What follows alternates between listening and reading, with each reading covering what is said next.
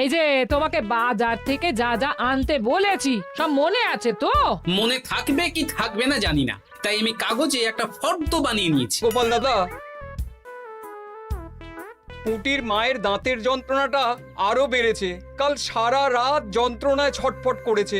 আমাদের বৈদ্যমশাই দাঁতের শল্য চিকিৎসা শিখতেই বাইরে গেছেন, আজকের মধ্যেই আশা করি চলে আসবেন। কিন্তু ও যে আর পারছে না। শোনো, তুমি একটা তুলোর মধ্যে লবঙ্গ তেল দিয়ে পুটির মায়ের যে দাঁতে ব্যথা হচ্ছে তার গোড়ায় রাখো। বৈদ্যমশাই এলে আমি তোমাদের বাড়িতে যেতে বলছি। আচ্ছা গোপাল দাদা। যাই, বাজার থেকে চটপট ঘুরে আসি, এরপর আবার রাজসভায় যেতে হবে।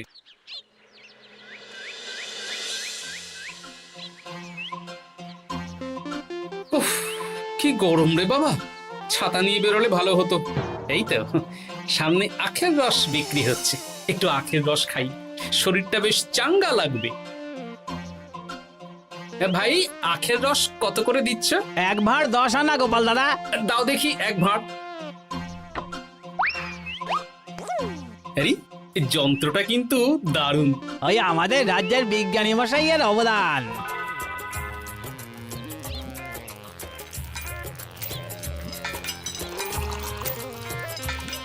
এই নাও গোপাল দাদা।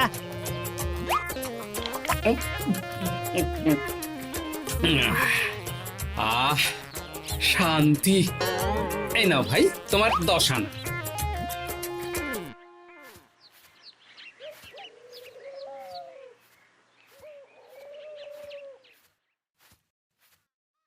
কি রাজবৈদ্য, এই ফিরছ নাকি? হ্যাঁ, এতদিন আমি দাঁতের চিকিৎসার ব্যাপারে তেমন কিছুই জানতাম না। এবার সব শিখে এসেছি। ভালোই করেছো, তুমি একেবারে প্রথম রোগীকে দেখে তারপর রাজসভায় এসো। প্রথম রোগী? পুটির মা গো, কালকে সারা রাত যন্ত্রণায় ঘুমোতে পারেনি। আরে আর বলো না, কদিন আগেই পুঁটির মাকে নিয়ে পুঁটির বাবা আমাদের বাড়িতে এসেছিল।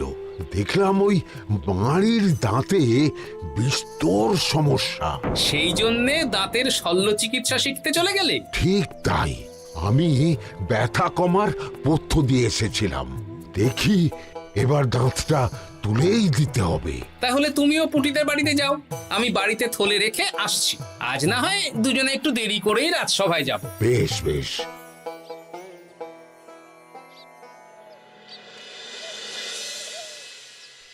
দেখুন মহারাজ, দেখুন আজকে রাজবৈদ্য আসেনি, আর ওদিকে গোপালও ডুব দিয়েছে। এই আনন্দে আমাদেরও ছুটি দিয়ে দিন মহারাজ। কি আনন্দে? এই গরমে বাড়ি বসে একটু আমপানার শরবত খাবো আর ঘুমবো। রাজ্যের সেনাপতি যদি বিশ্রামের কথা বলি, তাহলে আমার আর কিছুই বলার নেই।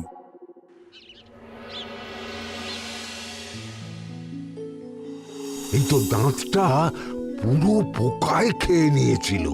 এখন দুদিন কোনো কথা বলা যাবে না, শুধু জল বা তরল জাতীয় খাবার খাবে।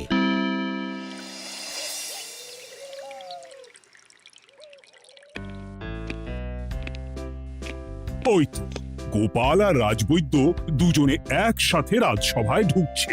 রাজবৈদ্য মশাই ওনার জীবনের প্রথম শল্য চিকিৎসা করছিলেন, তাই আমিও দেখছিলাম। তা কি রাজবৈদ্য, সফল হয়েছ? হ্যাঁ মহারাজ, পুঁটির মায়ের একটা মাড়ির দাঁত পোকায় খেয়ে নিয়েছিল, সেটাই তুলে দিলাম। ভালোই হলো, আমাদের রাজ্যে কোনো দাঁত তোলার বৈদ্য বা চিকিৎসক ছিল না। এখন তুমি সাধারণ রোগ ব্যাধি নিরাময়ের সাথে সাথে দাঁতের চিকিৎসাও করবে।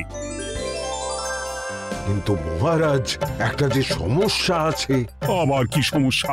আমি যে দাঁতের শল্য চিকিৎসা করি এটা তো আর রাজ্যবাসী জানে না, তাই কতজন আর আমার কাছে আসবে সে নিয়ে আমার সন্দেহ আছে। মানে তুমি চাইছো যাতে তোমার কাছে বেশ কিছু রোগী তাড়াতাড়ি আসুক, যাতে তুমি অনুশীলনও করতে পারো, তাই তো? একদম ঠিক ধরেছেন মহারাজ, কাজ না করলে হাত পাকাবো কি করে? তাহলে ঢেড়া পিটিয়ে বলে দিলেই তো হয়। এতে তেমন ভালো কাজ হবে বলে মনে হয় না। তা তুমি কি বলতে চাইছো গোপাল? প্রচার হবে, কিন্তু একটু অন্যভাবে। কিভাবে? আজ বিকেলে আমি রাজবৈদ্যর হয়ে প্রচার করব, শুনে নেবেন। বেশ। শুনুন শুনুন শুনুন, আমাদের আমাদের কৃষ্ণনগরের রাজবৈদ্য এখন দাঁতের শল্য চিকিৎসাও করছেন। যারা যারা আমাদের রাজবৈদ্যের কাছে দাঁত তোলাবেন তাদের দাঁত তোলার পরে দুদিন কোনো শত্রু থাকবে না। চিকিৎসার সময় সকাল 7টা থেকে সকাল 10টা পর্যন্ত।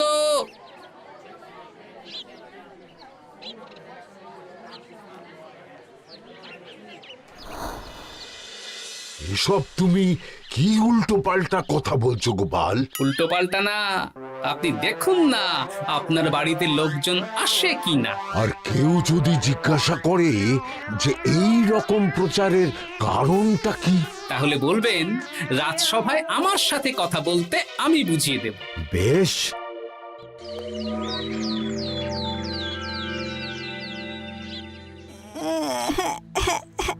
তোকে বারবার বলি এত মিষ্টি গুড় কাঠি খাস না। কি করব বাবা, কি ব্যথা।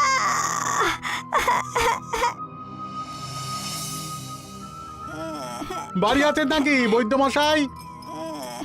হ্যাঁ, আছি আছি। এই আমার ছেলেটার না দাঁতে খুব ব্যথা দুদিন ধরে। দেখছি। তা আপনাকে তো এই রাজ্যে আগে দেখিনি। আমি পাশের রাজ্য থেকে আসছি। শুনলাম আপনার কাছে দাঁতের শল্য চিকিৎসা করালে আগামী দুদিন কোনো শত্রু থাকবে না। ঠিকই শুনেছেন। বেশ, তাহলে বলুন কেন থাকবে না? আগে চিকিৎসাটা করি, তারপর বলছি।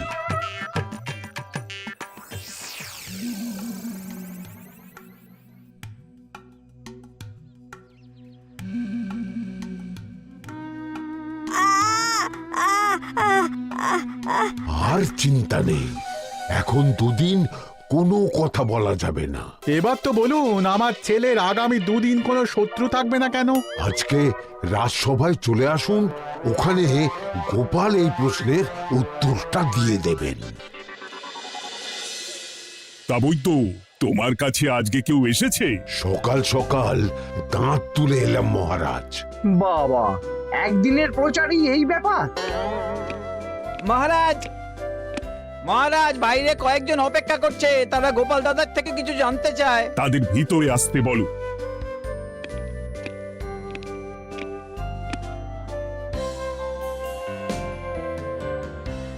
আজ আমার ছেলে বৈদ্যমশাইয়ের কাছে একটা দাঁত তুলিয়েছে।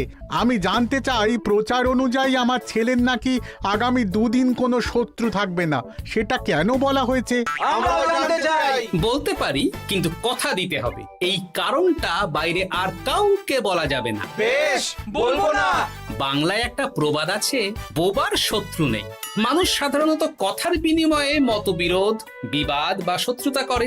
যে ব্যক্তি কথা বলতে পারে না, তাই তার সঙ্গে কথা বলে মতবিরোধ হওয়ার কোনো সুযোগই নেই। মানে যার যার দাঁত তোলা হবে তারা তো আগামী দুদিন কথা বলতে পারবে না। আর কথা না বললে কোনো বিবাদ হওয়ার ব্যাপার নেই। আর বিবাদ না হলে কারো সাথে শত্রুতাও হবে না। কি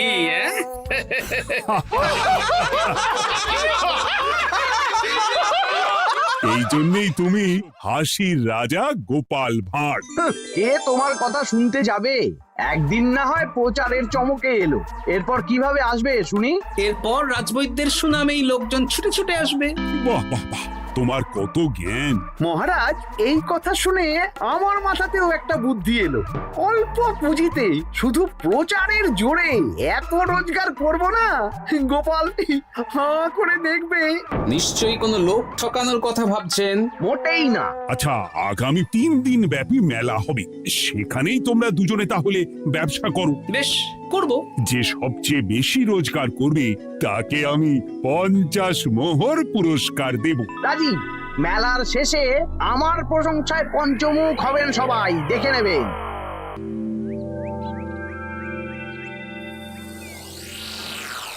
খুব তো বড় মুখ করে বলে এলেন যে ব্যবসা করবেন মেলার মাঠে। তা আপনি কি ব্যবসা করবেন শুনি? ভাগ্য পরীক্ষার দোকান দেব।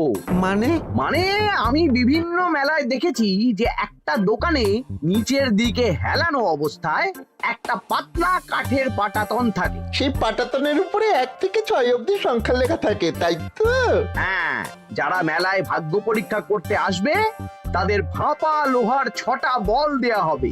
যদি ওই 6টা বলই নম্বর লেখা খোপের মধ্যে ঢোকাতে পারে তাহলে প্রথম পুরস্কার পাবে। আমিও ওটারই দোকান দেব, কিন্তু শুধুমাত্র একটাই পুরস্কার থাকবে। 6টা বল 6 নম্বর খোপের মধ্যে ফেলে কেউ যদি 36 করতে পারে তাহলে সে পাবে 100 মোহর উপহার। আরে খেলার জন্য কত মোহর লাগবে? 1 মোহর। আপনি কিন্তু জেনে বুঝে বিপদ ডেকে আনছেন। একজন কেউ ফেলে দিলেই আপনার হাত থেকে 100 মোহর ফসকে যাবে। আরে মেলার ভিড়ে যদি আপনি পুরস্কার না দেন তাহলে জনতার একটা মারও ফসকাবে না।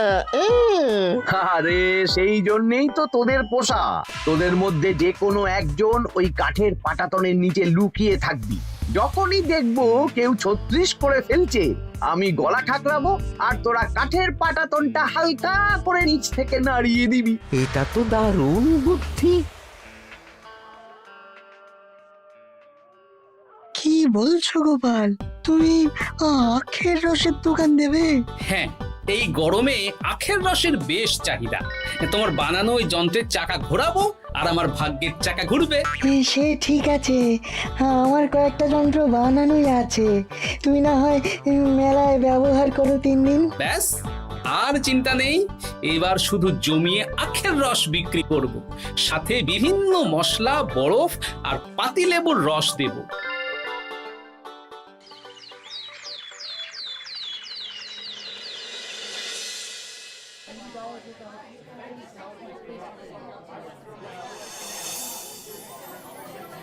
এই দোকানের পানীয় খেয়ে মন হবে বশ। গোপাল ভাঁড় নিয়ে এসেছে ঠান্ডা আখের রস। আরে গোপাল দাদা, তুমি আখের রস বিক্রি করছো? ঠান্ডা আখের রস। কত করে গো গোপাল দাদা? 1 ভাঁড় মাত্র 10 আনা। 6 ভাঁড় দাও। এক্ষুনি দিচ্ছি। আসুন আসুন আসুন, সবাই আসুন। আসুন আসুন আসুন, এদিকে আসুন, এদিকে আসুন, ভাগ্য পরীক্ষা করুন। 1 মোহরে 100 মোহর।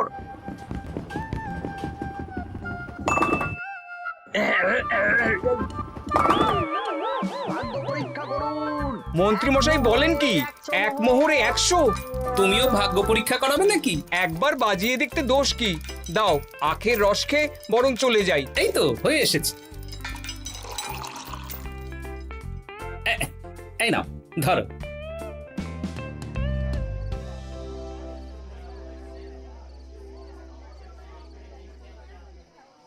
কি মন্ত্রী, ব্যবসা কেমন চলছে? ভালোই। আপনি একবার ভাগ্য পরীক্ষা করে দেখবেন নাকি মহারাজ? না না না, আমি এসবে নেই। জানি আপনার কাছে 100 মোহর নস্যি, তবুও 1 মোহরের বিনিময়ে চেষ্টা করে দেখুন না। আচ্ছা, এত করে বলছো যখন, দেখি। 1 মোহরে 6টা বল। বাবা বাবা বাবা, দেখুন মহারাজ চেষ্টা করে।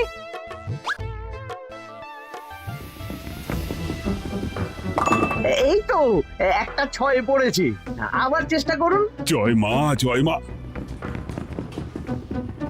আবার 6। সাবাস। দেখুন হয়ে যেতে পারে, আর তো মাত্র 4টে বাকি। দেখি তৃতীয়টা। আরে পাস, আবার 6। নিন খেলুন। এই যা, হলো না। আরেকবার প্রথম থেকে চেষ্টা করবেন নাকি মহারাজ?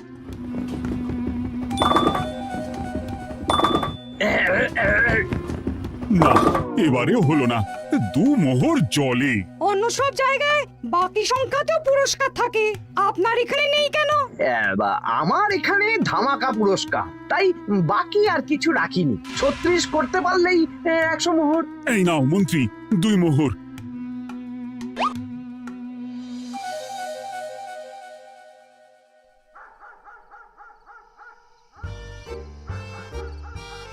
কি মন্ত্রী মশাই, আর তো মেলায় লোকজন নেই, বাড়ি যাবেন না? তুমি যাও না, আমি একটু পরে যাব। বেশ, আমি এগোলাম। গোপাল আর মন্ত্রী, তোমাদের কার কেমন রোজগার হয়েছে একদিনে? মহারাজ, কালকে আমার 7 মোহর 20 আনা রোজগার হয়েছে। আমার 70 মোহর। কিন্তু খরচ কিছুই হয়নি, কারণ কেউ 36 করতে পারেনি মহারাজ। আমি তো বলেছিলাম আমি যখন ব্যবসা করব গোপাল আমার ধারে কাছে দাঁড়াতে পারবে না। বেশ, এখনো তো আজ আর কাল দুদিন মেলার বাকি আছে। দুদিনেও আমার 2 কানা করিও খরচ হবে না, শুধুই রোজগার।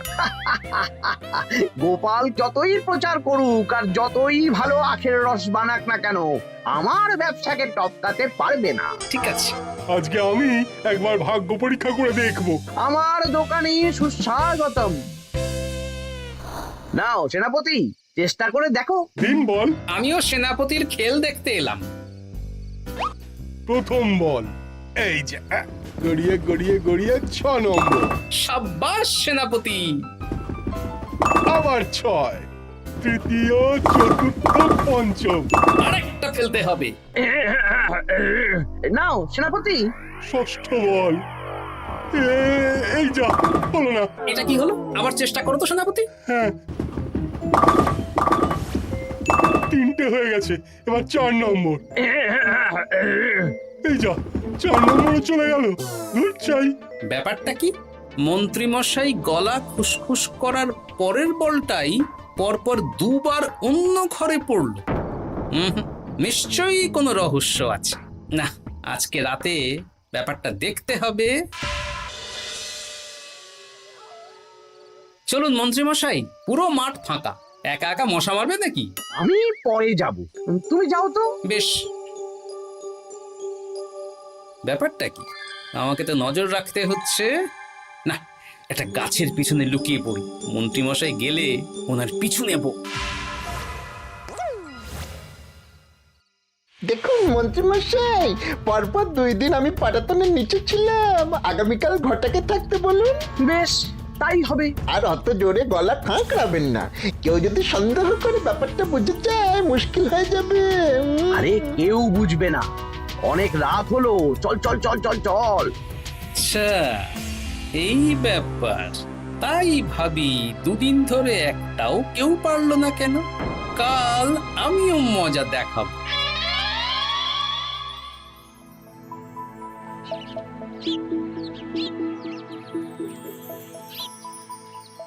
বাবা চলে এসেছেন দেখছি। এত চাহিদা না আমার এই ভাগ্য পরীক্ষার, তাই আগে আগে চলে এসেছি। মন্ত্রীমশাই, আপনাকে মহারাজ এক্ষুনি ডাকছেন। এখন কেন? সে তো জানি না, চলুন।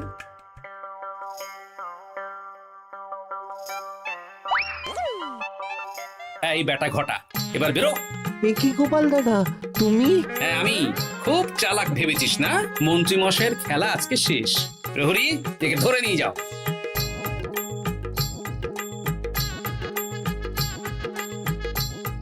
বিজ্ঞানী, তুমি তোমার চুম্বক নিয়ে এসেছো তো? হ্যাঁ। এবার 6 নম্বরের নিচে একটা টান টান করে সমান রেখা টানতে হবে, আগা থেকে গোড়া অবধি।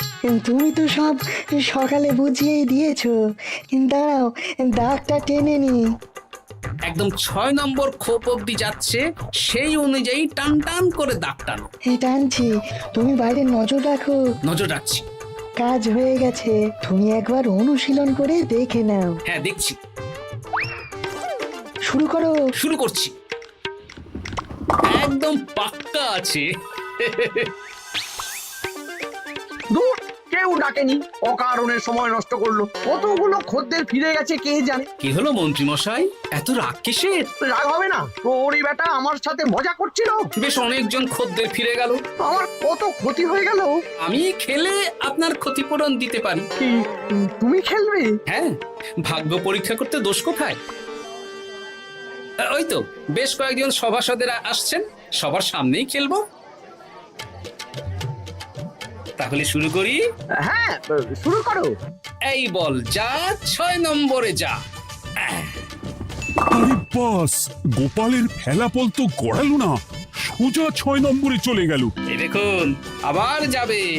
বলকে আমি বলবো, বল কথা শুনবে। এই বল যা তো, 6 নম্বরে যা। আবার 6, আবার 6, আবার 6। কি এটা কি হচ্ছে? যা বল, এটাও 6 নম্বরে যা। আবার 6, 100 মোহর। হ্যাঁ এটা কি করে হলো? দিন মন্ত্রী মশাই, 100 মোহর দিন। ইয়ে না মানে মন্ত্রী দাও বলছি। আমি আবার খেলবো। 6 আবার 6। আবার 100 মোহর। আর নেই। এই ঘটা আর কি করছিসটা কি? ঘটা নেই মন্ত্রীমশাই, আমি আছি। আর আছে আমার চুম্বক। মানে মানে তোমার কারসাজি ধরা পড়ে গেছে মন্ত্রী। গোপাল আমাদের সব বলেছে। আপনি যেমন ছলনা করে ভাগ্য পরীক্ষার ব্যবসা করছিলেন, তেমনি গোপালও ছলনা করে আপনার ব্যবসা উল্টে দিল। তাহলে শেষমেশ কে জিতলো? হাসির রাজা, জ্ঞানীর রাজা, রসিক রাজা গোপাল ভাঁড়।